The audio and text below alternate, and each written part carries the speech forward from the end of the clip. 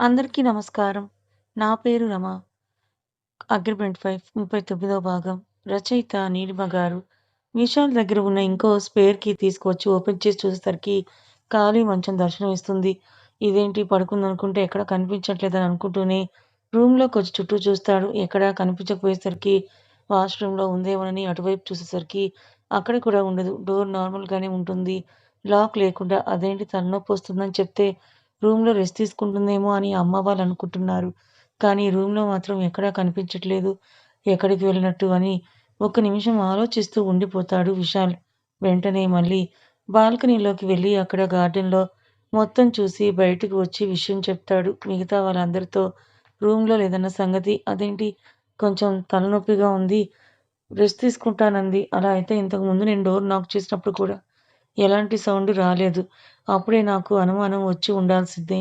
కానీ నేను పడుకొనుంటుందేమో, డిస్టర్బ్ చేయడం ఎందుకులే అనుకున్నానని అంటారు పార్వతి గారు కంగారుగా.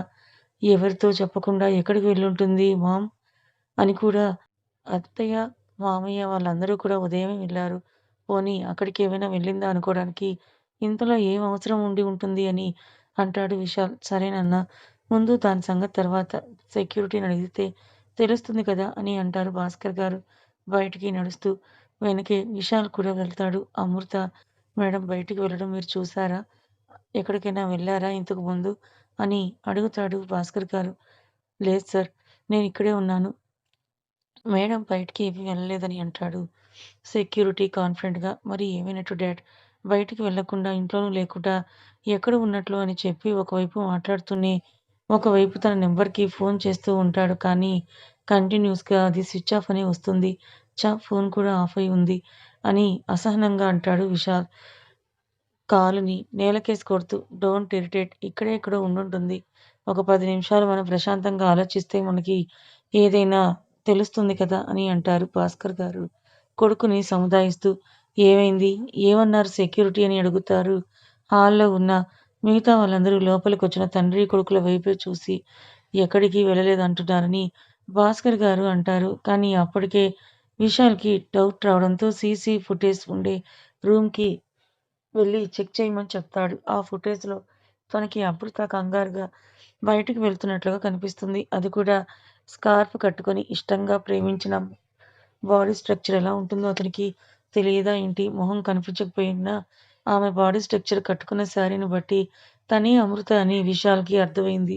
మళ్ళీ ఒకసారి పాజ్ చేసి, జూమ్ చేసి క్లియర్‌గా చూస్తుంటే అప్పుడు ఆ టైంలో అక్కడ సెక్యూరిటీ ఉన్నట్లుగా కనిపించలేదు. అంటే అన్‌ఫార్చునేట్‌లీ సెక్యూరిటీ లేనప్పుడు అమ్మో! బయటకు వెళ్ళిందా? లేదంటే తనే కావాలని సెక్యూరిటీని మిస్‌లీడ్ చేసి బయటికి వెళ్ళిందా? కానీ అసలు ఈ టైంలో బయటకు వెళ్ళాల్సిన అవసరం ఏంటి తనకి అని 2 నిమిషాల పాటు ఆలోచిస్తూనే అక్కడ ఉండిపోతాడు విశాల్. ఏంటే నువ్వు ఇందాకటి నుంచి నేను గొంతు చించుకొని మరీ కుక్కలా అరుస్తుంటే నువ్వేంటి బెల్లం కొట్టిన రాయిలా అలా కూర్చునుండిపోయావు? సమాధానం చెప్పకుండా అని అరుస్తూ ఉంటుంది కాంతం సోఫాలో సాఫీగా కూర్చొని టీవీ చూస్తున్న సుప్రజతో. ఎందుకు అలా అరుస్తున్నావు? నేనేం నిన్ను అరవమని చెప్పలేదే. నీకు ఓపిక ఉన్నంత సేపు అరిచి ఆ తర్వాత సైలెంట్‌గా కామ్ అయిపో. దానికి నన్నెందుకు అడగడం అని కేర్‌లెస్‌గా అంటుంది సుప్రజ. అవునవును. నీకు అలాగే ఉంది. ఈ మధ్య నేనన్నా, నా మాటన్నా, నా మొఖమన్నా నీకు అస్సలు గిట్టడం లేదు కదా! ఇదంతా అమృత ఏదో చేసినట్టే ఉంది నాకు తెలుసు. అది ఎలాంటి వాళ్ళనైనా సరే బుట్టలో పడేస్తుంది. అలాగే నిన్ను కూడా బుట్టలో పడేసినట్టుందని ఉక్రోషంగా అంటుంది కాంతం. మధ్యలో అక్క ఎందుకొచ్చింది? అరుస్తున్నది నువ్వు, అన్నది నేను. నువ్వు నేను కలిసి మాట్లాడుకోవాలి కానీ, మధ్యలో అక్కని ఎందుకు అంటున్నావు? ప్రతిదానికి అక్కని అనడం నీకు బాగా అలవాటైపోయిందని కోపంగా అంటుంది సుప్రజ. అబ్బో! అక్క నీకు అక్కెలా అయింది? నా కూతురవ్వకుండా. అది నీకెవరికీ అక్క కాదు. నా సవితి కూతురు అంతే. అంతకు మించి ఇంకేం బంధం లేదు దానికి మనకి కూడా. అది ఎవరిదైనా సరే మాయ మాటలు చెప్పి ఇట్టే లొంగదీసేసుకుంటుంది. దాని మనస్తత్వం నాకు తెలిసి చిన్నప్పటి నుంచి నిన్ను కాలేజీల పేరు చెప్పి, చదువు పేరు చెప్పి హాస్టల్‌లో చదివించాను కానీ, పెళ్ళికి వెళ్ళిన వారం రోజుల్లో కూడా మార్చేస్తుందని అసలు ఊహించలేదు. ఇలా అయితే అసలు నిన్ను పెళ్ళికి తీసుకువెళ్ళేదాన్నే కాదని అంటుంది కాంతం. నువ్వు తీసుకువెళ్ళేదేంటి? నువ్వు తీసుకువెళ్ళకపోతే నేను రాలేనా? నాకు అమృత ఏమీ క్లాసులు పీకలేదు. అసలు కనీసం నాతో మాట్లాడను కూడా మాట్లాడలేదు. ఎంతైనా నీ కూతుర్ని కదా! నీలాగే పిచ్చిదానిలా ఆలోచించాను ఇప్పటి వరకు. కానీ ఇప్పుడు నా కళ్ళు తెరిచాయి. ఇప్పుడు చెప్తున్నాను విను. అమృతయ్య నా అక్క. నువ్వు ఒప్పుకున్నా, ఒప్పుకోకపోయినా సరే, ఇక నుంచి తను నాకు సొంత అక్కలాగే, అలాగే ఇంతకు ముందులా నీ మాట విని అడ్డమైన పనులు చేస్తానని కలలు కనకు. ఇక నుంచి నువ్వు చేసే ప్రతి చెడ్డ పనికి అడ్డుగా నేనే ఉంటాను. నేనే ఆనకట్ట వేస్తాను. కాబట్టి ఏం చేయాలన్నా ఆలోచించి చెయ్యి. అది కూడా మంచి చేయడానికి ఆలోచించు కానీ, చెడు చెయ్యాలని ప్రయత్నిస్తే నేను ఒప్పుకోను. అంతేకాదు, నువ్వు ఎవరినైతే నాకు భర్తను చేయాలి, నన్ను ఆ ఇంటికి మహారాణిని చేయాలని ఆలోచిస్తున్నావో, ఇంకా ఆ ఆలోచనని వదిలేయి. ఎందుకంటే, ఆల్రెడీ నేనొక అబ్బాయిని ప్రేమిస్తున్నాను. అతన్నే పెళ్లి చేసుకుంటాను. నా నిర్ణయంలో ఎటువంటి మార్పు ఉండదని అసలు వాళ్ళ అమ్మకి ఇంకా మాట్లాడే అవకాశం ఇవ్వకుండా అక్కడి నుంచి తన రూమ్‌కి వెళ్ళిపోతుంది సుప్రజ. ఇప్పుడే కదా టిఫిన్ చేశావు. కాసేపు తర్వాత టాబ్లెట్స్ వేసుకొని రెస్ట్ తీసుకో. నాకు చిన్న పనుంది. బయటకు వెళ్తున్నానని అంటాడు తన పక్కనే ఉన్న సృజనతో దివాకర్. దివాకర్ తనని వాళ్ళ అమ్మ వాళ్ళ ఇంటి దగ్గర నుంచి పంతంతో తీసుకొనొచ్చేసినట్లుగా బిల్డప్ ఇచ్చినా అంతా కోపగించుకున్నా మనసుకు తెలుస్తోంది. అతడు ప్రేమతోనే తీసుకొని వచ్చాడని. ఎందుకంటే గొంతులో నుంచి మాట కఠినంగా వస్తోంది కానీ కళ్ళల్లో ప్రేమ మాత్రం తగ్గలేదు. నిజంగా మనం ఒకరిని ప్రేమిస్తే కళ్ళల్లో ఉన్న ప్రేమని తెలుసుకోగలం. అంత శక్తి ఉంది ప్రేమకి.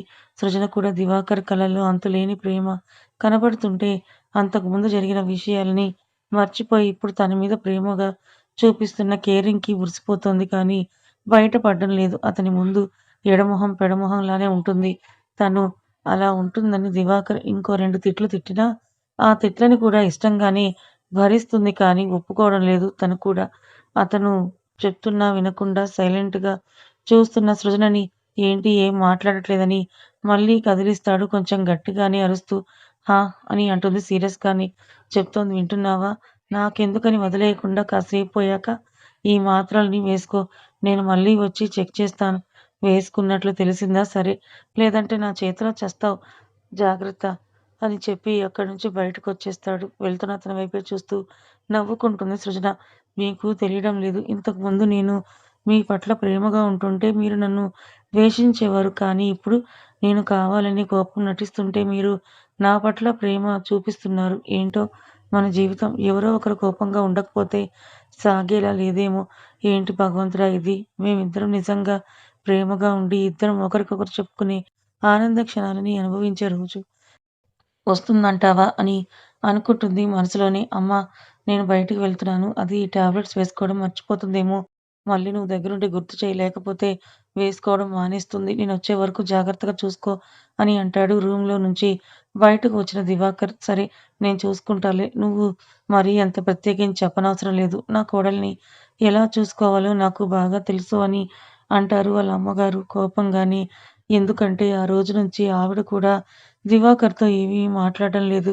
అతను అడిగిన ప్రశ్నలకు కూడా పొడి పొడిగానే సమాధానం ఇవ్వడమే కానీ, ఇంతకు ముందులా మాటలు తగ్గించేశారు. అతని మీద అరవడం కూడా తగ్గించేశారు. ఇంకా వ్యర్థం అనుకోని, అవునులే నీ కోడలు గురించి నాకన్నా నువ్వే ఎక్కువ ఆలోచిస్తావు. కాకపోతే నా భార్య గురించి నేను చెప్తున్నాను అంతే అని చెప్పి వాళ్ళ అమ్మ మాటల్ని సీరియస్‌గా తీసుకోకుండా అక్కడి నుంచి వెళ్ళిపోతాడు దివాకర్. ఎక్కడికి వెళ్తున్నావు నాన్న? అని పరశురాం గారు అడిగితే చిన్న పని ఉంది చూసుకొనొచ్చేస్తానని చెప్పి, ఇంకేం మాట్లాడకుండా నేరుగా తన కారు అతని డ్రైవింగ్ సీట్‌లో కూర్చొని డ్రైవ్ చేసుకుంటూ బయలుదేరతాడు. ఏరా చెప్పిన పని పర్ఫెక్ట్‌గా జరిగినట్టేనా? అని అడుగుతాడు. దివాకర్ ఫోన్‌లో మాట్లాడుతూ డ్రైవింగ్ చేస్తూనే అయిపోయిందన్నా. ఏం తేడా రాలేదు. నువ్వు చెప్పిన పని చెప్పినట్టుగానే జరిగింది. ఇంకా నువ్వు రావడమే లేట్ అని అవతలి వాళ్ళంటారు. సరే అయితే నేరుగా నేను మీకు లొకేషన్ షేర్ చేస్తున్నాను. అక్కడికొచ్చేయండి. నేను కూడా అరగంటలో అక్కడుంటానని చెప్పి లొకేషన్‌ని షేర్ చేసి కార్‌ని పరుగులు పెట్టిస్తాడు. రోడ్ల మీద అరగంటకి ఒక ఇంటి దగ్గర ఆగుతుంది కార్. దిగి ముందుకు వెళ్ళేసరికి అతని కోసం ఎదురుచూస్తున్న మనుషులు ఎదురుగా వచ్చి వాళ్ళ సార్‌కి విష్ చేస్తారు. నమస్తే అన్నా అని అంటూ ఎక్కడుంది? అని ఒకే ఒక్క ప్రశ్న అడిగేసరికి పైన రూమ్‌లో పెట్టామన్నా అని అంటాడు. అందులో ఉన్న ఒకడు అదిరిపోయే ఇంటీరియర్‌తో పర్ఫెక్ట్ కలర్స్‌తో చాలా ఎలిగెంట్‌గా ఉంటుంది. కానీ బయటకి మాత్రం దాన్ని మరమ్మతులు చేయించకుండా అసలు ఎవరు వాడలేని ఇల్లులా కనిపించేటట్లు ఉంచేశారు. ఎందుకో మరి. తర్వాత తెలుసుకుందాం. అక్కడి నుంచి నేరుగా స్టెప్స్ ఎక్కుతూ వెళ్ళిపోతాడు దివాకర్. మెట్లు పైకి ఎక్కి వెళ్ళేసరికి రైట్ సైడ్‌లో పెద్ద హాలుంటే లెఫ్ట్ సైడ్‌కి 3 రూమ్స్ ఉన్నాయి. సెకండ్ రూమ్ దగ్గరికి వెళ్లి డోర్ ఓపెన్ చేయగానే ఎదురుగా కనిపిస్తున్న దృశ్యాన్ని చూసి దివాకర్ పెదవులు అందంగా విచ్చుకుంటాయి. ఒక శాడిస్ట్ స్మైల్ వచ్చి చేరుతుంది. ఎందుకంటే అక్కడ కుర్చీకి అమృతని కూర్చోబెట్టి కట్టేసుంది. తానేమో స్పృహ లేకుండా మత్తులో ఉంది. తనకి ఇంకా మెలకువ రాలేదు. మత్తు డోస్ ఎక్కువగానే ఉన్నట్టుంది. కాబట్టి అతను మళ్ళీ రూమ్ డోర్ లాక్ చేసి బయటకి వచ్చి హాల్‌లో కూర్చొని వాళ్ళ మనుషుల్ని పిలుస్తాడు. ఇన్నాళ్ళకి నేను చెప్పిన ఒక పని పర్ఫెక్ట్‌గా చేశారు. కాబట్టి ఇదిగోండి డబ్బులు తీసుకొని పార్టీ చేసుకోండి అని చెప్పి వాళ్ళ ముందు డబ్బుల నోట్ల కట్టలొకటి పడేస్తాడు తీసి. వాటిని చూసి ఆనందపడిపోతున్నారు. కానీ తర్వాత వాళ్ళ ఫ్యూచర్ ఏంటో ఆలోచించట్లేదు. Okay boss! మరి అందరం వెళ్ళిపోవచ్చా? లేకపోతే ఇక్కడ కొంతమందినుంచాలా? అని అడుగుతాడు అందులో ఉన్న ఒకడు. వెళ్ళిపోండి పర్వాలేదు. ఒక గంట వరకు ఆ మేడం గారికి మెలకువ రాదేమో కదా! డోస్ ఎక్కువ ఇచ్చారా? తక్కువ ఇచ్చారా? అని అడుగుతాడు దివాకర్ వాళ్ళ వైపే చూస్తూ. బాబోయ్! ఆ మేడం గారు చూడటానికి సన్నగా కనిపిస్తున్నారు కానీ చాలా ప్రయత్నించారు బాస్ పారిపోవడానికి. అందుకే కొంచెం డోస్ ఎక్కువగానే ఇచ్చాం అన్నా. లేకపోతే ఒక ఆడపిల్లైనా సరే మేము ఇక్కడి వరకు తీసుకురాగలిగేవారమే కాదేమో అని అంటాడు. అందులో హెడ్ అయిన ఒకడు. ఆ మాట అనడానికి సిగ్గులేదేంట్రా మీకు? ఉప్పరిపోతుల్లాగా మేస్తున్నారు. కుంభాలు కుంభాలు తింటారు. కానీ ఒక ఆడదాన్ని డీల్ చేయలేకపోయారు. మత్తిస్తేనే కానీ ఇక్కడి వరకు తీసుకురాలేకపోయారు. ఏం మనుషులో ఏంటో. వెళ్ళండి వెళ్ళండి. నేను చూసుకుంటానులే తన సంగతి. మీరు వెళ్ళి మీ పని కానించుకొని రండి అని అంటాడు దివాకర్ చిరాగ్గా ఫీలవుతూ. ఏంటి? ఎక్కడికి వెళ్ళిపోయింది? ఈ పిల్ల ఎవరితో చెప్పకుండా ఎప్పుడు అడుగు కూడా బయట పెట్టదు కదా! అలాంటిది ఈ టైంలో ఎక్కడికి వెళ్ళుంటుంది? ఒకవైపు వీళ్ళ ప్రయాణానికి టైం దగ్గర పడుతుందని టెన్షన్‌గా ఫీలవుతూ అంటారు పద్మావతి గారు. అవును అత్తయ్య గారు. నాకు కూడా అదే కంగారుగా ఉంది. అసలు ఎప్పుడు ఎక్కడికి వెళ్ళాలన్నా సరే మనకి చెప్పే కదా బయటకు వెళ్తుంది. అలాంటిది ఈరోజు ఎక్కడికి వెళ్ళినట్లు, అది కూడా అంత అర్జెంట్‌గా, మరీ అంత ముఖ్యమైన విషయం ఏంటో అసలు అని అంటారు పార్వతి గారు. అప్పటికే విశాల్ భాస్కర్ గారు చాలా ప్రయత్నిస్తున్నారు. అసలు అమ్ము ఎక్కడికి వెళ్ళిద్దో కనుక్కోవడానికి.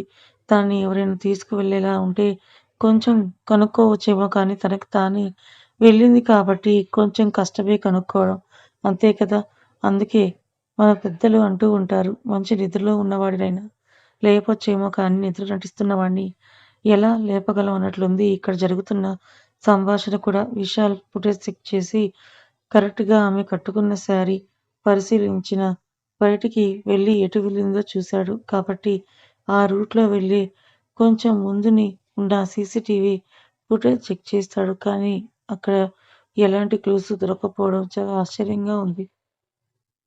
అంటే ఈ మధ్యలోనే ఏదైనా వెహికల్ ఎక్కి ఉంటుందా? ఎలా ఈ చిక్కుముడిని విప్పాలని ఆలోచిస్తూ ఉంటాడు. ప్రశాంతంగా కూర్చొని ఆలోచిస్తే 2 నిమిషాల్లోనే అతనికి సమాధానం దొరికేదేమో కానీ, ఒకవైపు తన అమ్ము ఎలా ఉందో అన్న టెన్షన్, ఇంకోవైపు అసలు ఏమీ చెప్పకుండా ఎక్కడికి వెళ్ళింది? ఎందుకు వెళ్ళిందనే సందేహం. ఇవన్నీ అతని మనసుని, మైండ్‌ని గజిబిజి చేసేస్తున్నాయి.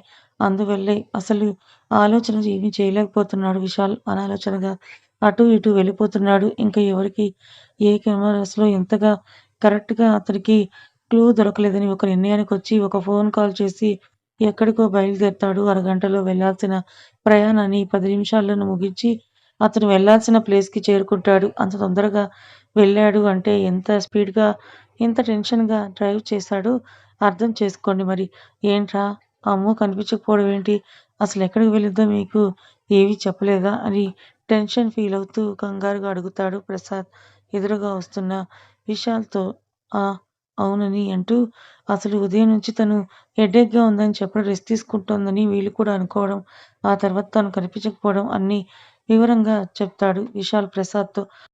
పోనీ ఉదయం నుంచి తను టెన్షన్‌గా ఫీలవుతున్నట్లు, ఎవరైనా బ్లాంక్ కాల్ లాంటిదేమైనా చేస్తున్నట్టు ఏమైనా అనిపించిందా మీకు? అని అడుగుతాడు ప్రసాద్. లేదురా! అలాంటిదేం లేదు. ఉదయం బ్రేక్‌ఫాస్ట్ చేసే దగ్గర కూడా తను చాలా సరదాగా నవ్వుతూ బాగానే మాట్లాడింది. ఆ తర్వాత అమ్మతో కూడా ఫ్రీగానే మూవ్ అవ్విందట. అంతేగాని ఎక్కడ టెన్షన్ పడటం లాంటిది ఏమీ లేవని అమ్మ చెప్తోంది. నేను ఆల్రెడీ అడిగాను. మధ్యాహ్నం ట్రిప్ ఉంది కదా!